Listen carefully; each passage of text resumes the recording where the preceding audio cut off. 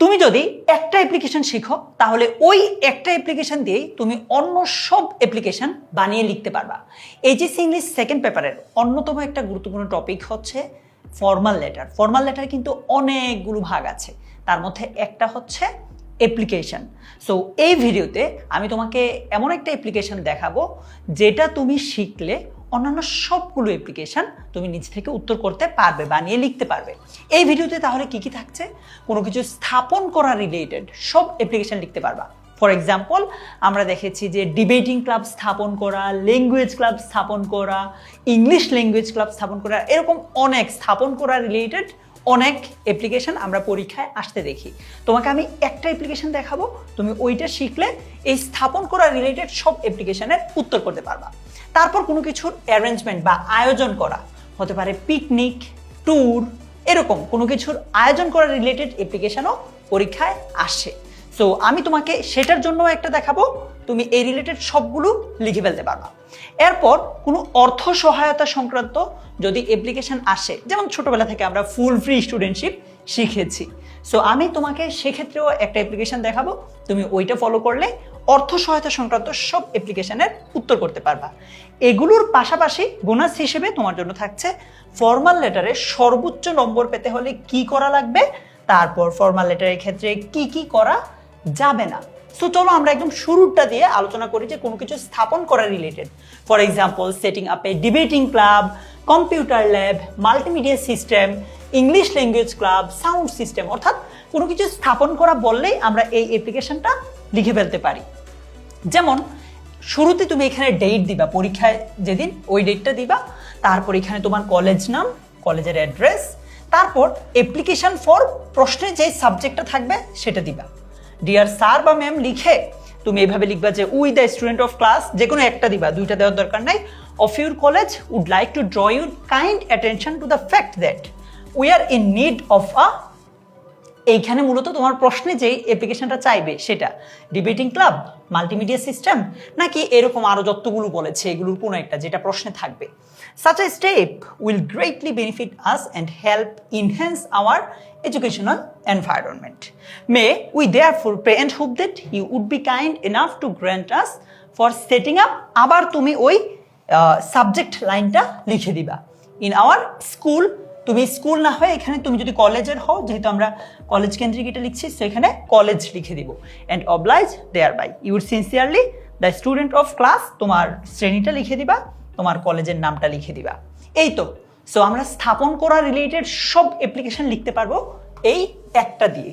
এবার আসো 2 নম্বরে যেটা আছে, কোনো কিছুর আয়োজন করা। আয়োজন করা বলতে কি টাইপগুলো বুঝাচ্ছি, যেমন arranging a study tour, picnic, workshop, seminar, কিংবা ধরো সায়েন্স ফেয়ার, কালচারাল প্রোগ্রাম, এরকম কোনো কিছুর আয়োজন করা বুঝালে আমরা এই একটা অ্যাপ্লিকেশন যেভাবে আছে জাস্ট নামটা চেঞ্জ করে দিলেই হয়ে যাবে।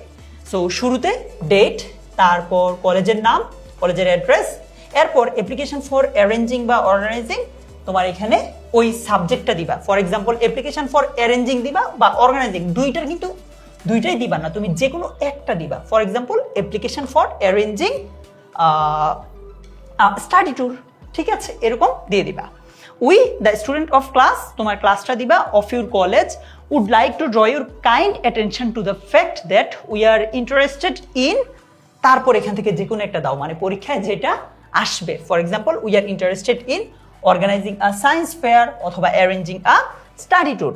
We strongly believe that such an initiative will benefit us in many ways.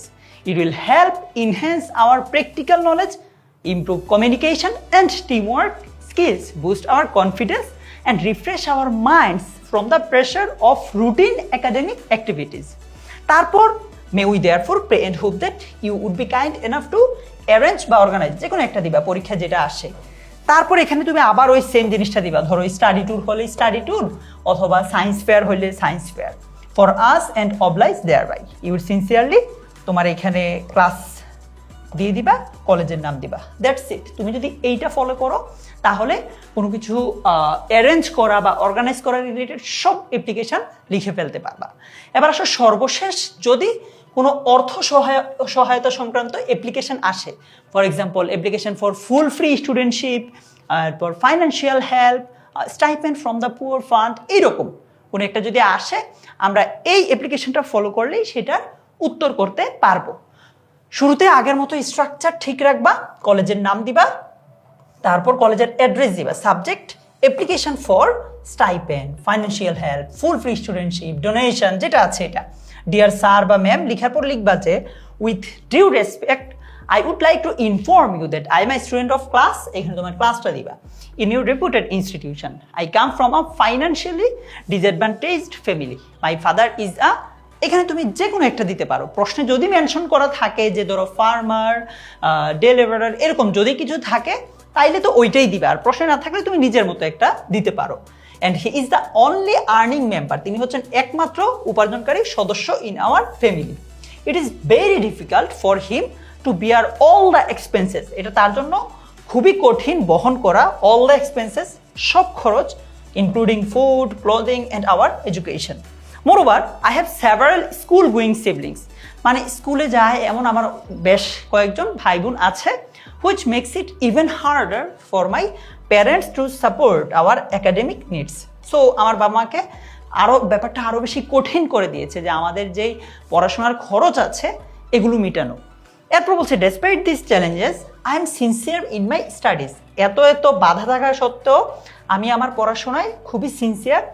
My academic performance in the last examination was satisfactory and I always try to do well in class, মানে আমার last যে এক্সামটা হয়েছে ওইখানে আমার পরীক্ষার যে ফলাফল আছে সেটা বেশ স্যাটিসফ্যাক্টরি, সন্তোষজনক ছিল। And I always try to do well in exam, আমি সবসময় এক্সামে বা ক্লাসে ভালো করতে চেষ্টা করি। তারপর বলছে I therefore pray and hope that you would be kind enough to consider my financial situation and grant me the support and oblige thereby. এরপর এখানে তোমার নামটা দিবা, ক্লাস দিবা, রোল দিবা, শেষ। তুমি যদি এইটা ফলো করো তাহলে এই আর্থিক সহায়তা সংক্রান্ত যত অ্যাপ্লিকেশন আছে সব নিজ থেকে বানিয়ে লিখতে পারবা। এই তো গেল আমাদের অ্যাপ্লিকেশনের যে টেমপ্লেটটা আছে বা আমরা কোনটা কিভাবে লিখবো এই পুরো জিনিসটা। এবার আসো ফর্মাল লেটারে তুমি সর্বোচ্চ নম্বর পেতে হলে কি কি করবা, তোমার করণীয় কি অ্যাপ্লিকেশনে যদি তুমি সর্বোচ্চ নম্বরটা পেতে চাও। নাম্বার 1, এই যে স্ট্রাকচারটা দেখালাম তোমাকে, যে প্রথমে ডেট, তারপর টু দ্য প্রিন্সিপাল, তারপর কলেজের নাম, অ্যাড্রেস, সাবজেক্ট, তারপর স্যালুটেশন, এই যে তোমাকে আমি স্ট্রাকচারটা দেখিয়েছি, সবচেয়ে ইম্পর্টেন্ট জিনিস হচ্ছে এটাই যে তুমি স্ট্রাকচারটা ফলো করছো কিনা। অবশ্যই তোমাকে স্ট্রাকচার ফলো করতে হবে। আর যেহেতু এটা একটা ফর্মাল লেটার, তোমাকে অবশ্যই ফর্মাল ল্যাঙ্গুয়েজ ব্যবহার করতে হবে। তুমি এখানে কোনো ধরো ইডিয়মস বা এই টাইপ কিছু ব্যবহার করতে পারবা না। সাবজেক্ট লাইনটা ভালোভাবে লিখবা। পরীক্ষায় আমরা প্রশ্নপত্রের দিকে দেখবো, দেন প্রশ্নপত্রে যেই সাবজেক্ট থাকবে এখানে আমরা সেটা খুব ভালোভাবে লিখবো, আদারওয়াইজ কিন্তু এটা খুবই আনক্লিয়ার হয়ে যাবে। এরপর আমাদের এই অ্যাপ্লিকেশনটা হবে সংক্ষিপ্ত, প্রাসঙ্গিক এবং গুছিয়ে আমরা এটা লিখবো। আমাদের গ্রামার ঠিক রাখতে হবে, স্পেলিংয়ের দিকে নজর দিব আমরা, এবং পাংচুয়েশন মার্কও আমরা অবশ্যই মেনটেন করব, ঠিক আছে। আর নর্মালি ফর্মাল লেটারের এই যে অ্যাপ্লিকেশনগুলো আছে এগুলো তো এক পেজের মধ্যে নর্মালি লেখা হয়, এটাও চেষ্টা করব আমরা। এরপর প্রপার গ্রামার, স্পেলিং এবং পাংচুয়েশনও অবশ্যই আমরা মেনটেন করব। এগুলো যদি ফলো করতে পারি তাহলে ইনশাল্লাহ আমরা অ্যাপ্লিকেশনের সর্বোচ্চ নম্বরটা নিশ্চিত করতে পারবো।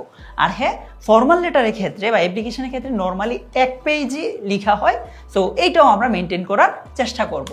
এবার আসো এই ফর্মাল লেটারে ভালো করতে হলে আমরা কি কি করব না।